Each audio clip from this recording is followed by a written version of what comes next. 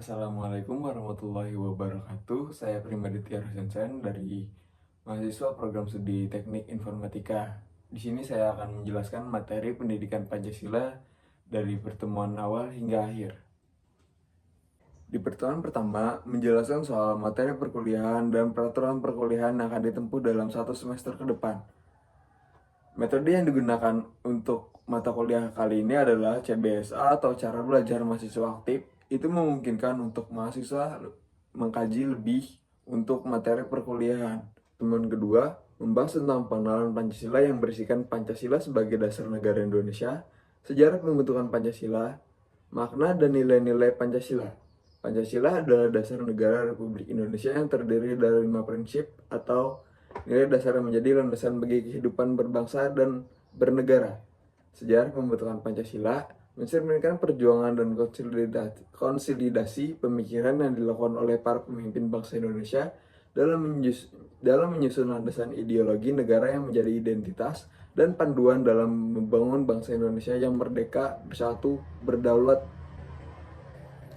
dan berdaulat.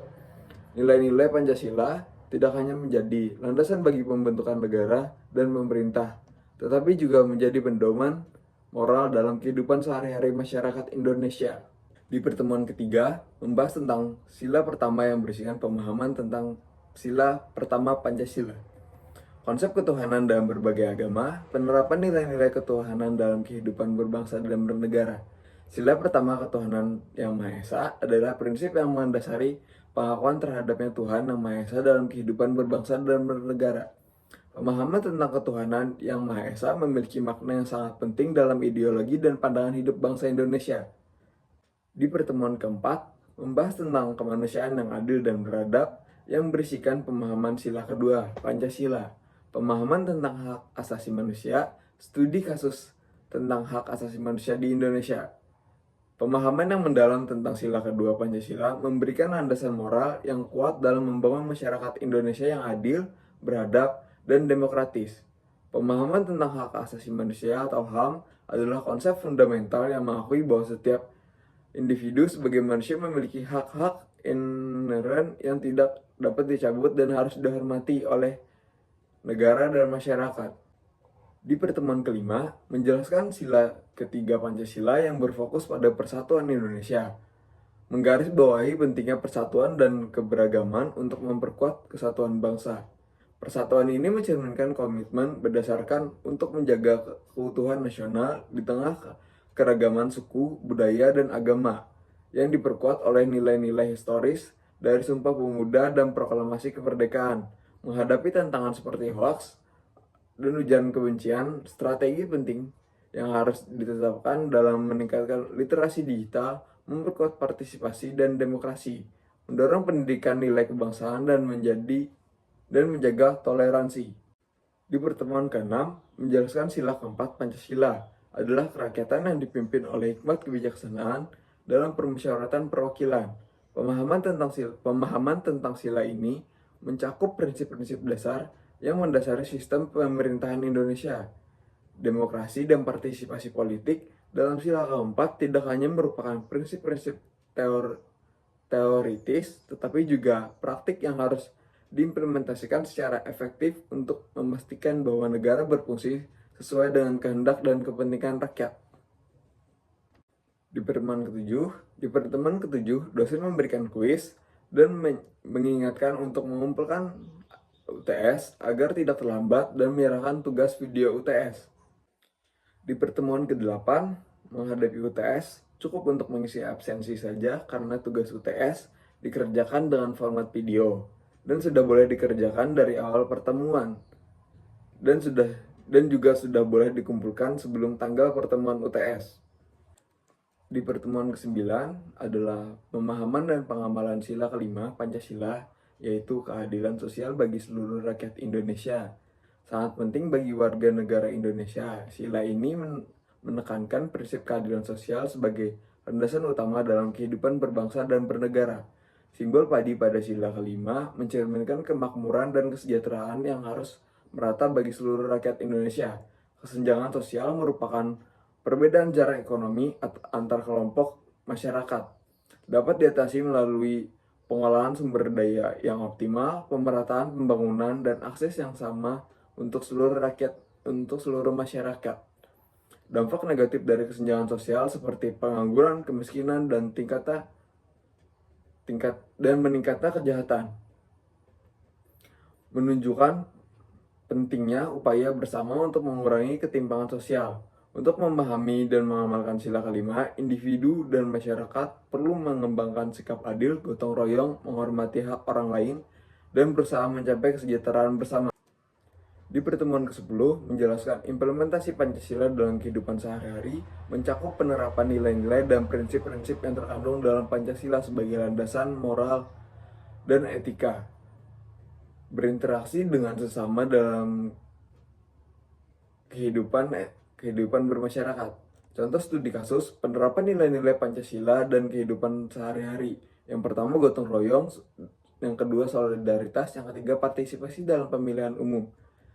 Menjaga toleransi antar umat beragama, peran individu dalam membangun moralitas berbangsa sangat penting dalam konteks pembangunan masyarakat yang adil dan beradab dan bermartabat. Moralitas berbangsa mencakup nilai-nilai etika, integritas, dan tanggung jawab sosial, dan rasa memiliki terhadap bangsa dan negara. Dengan memainkan peran ini secara aktif, individu dapat membantu membangun moralitas berbangsa yang kuat dan berkelanjutan.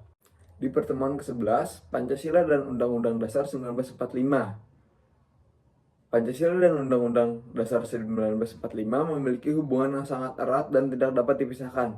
Pancasila merupakan dasar negara dan ideologi bangsa Indonesia, sedangkan Undang-Undang 1945 merupakan landasan konstitusi atau hukum dasar tertulis yang mengatur penyelenggaraan negara. Landasan konstitusional adalah sebuah landasan negara yang berkaitan erat dengan semua aturan dan ketentuan ketatanegaraan suatu bangsa.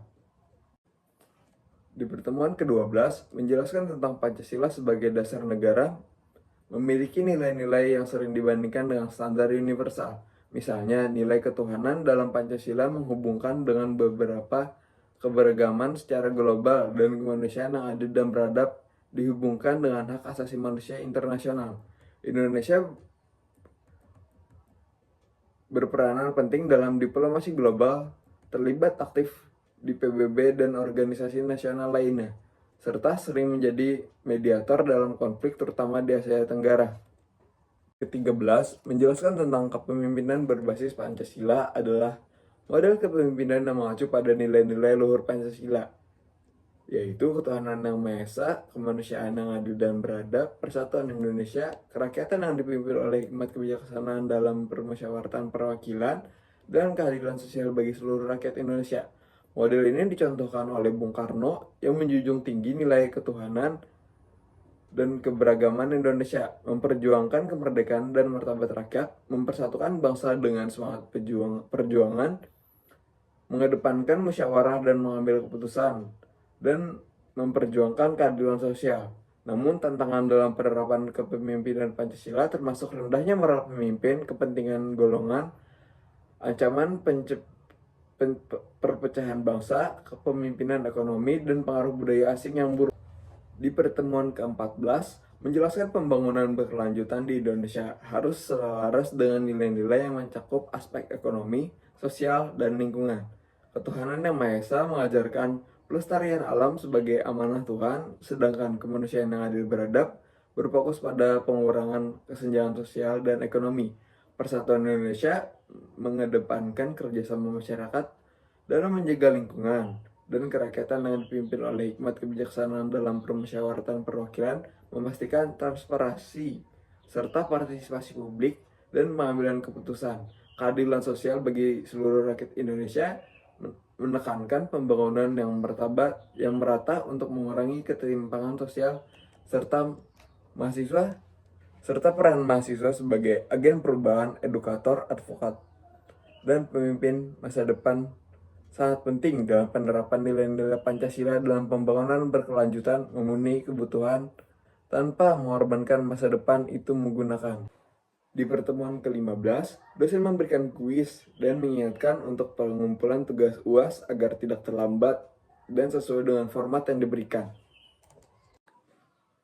Di pertemuan ke-16, cukup menandatangani absensi UAS dikarenakan UAS dikerjakan dengan format merangkum semua materi dan pertemuan pertama sampai dilaksanakannya UAS. UAS dikumpulkan dengan bentuk laporan dan juga video. UAS sudah bisa dikerjakan dari awal pertemuan sama halnya dengan UTS. Sekian materi yang saya berikan. Kalau ada salah hilaf kata, mohon maaf. Assalamualaikum warahmatullahi wabarakatuh.